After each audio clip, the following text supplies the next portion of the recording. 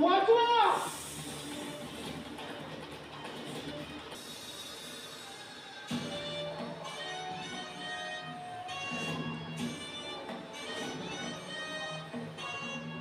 यो बाबा अजून लिहितच उभा आहे.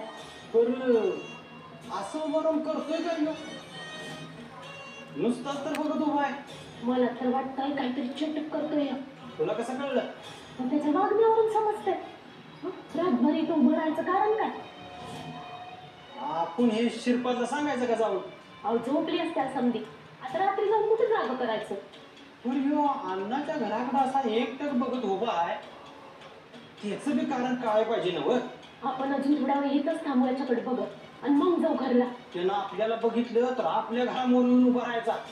नका आपण उद्या सकाळच्या श्रीपादला जाऊन सांगू. हे बाय, आता माझी आई माझा ऐक, आपण जाऊ घरला आता. चल. वय यो बाबा राहिली तर रातभर उभं. आपण काय करायचं? चला.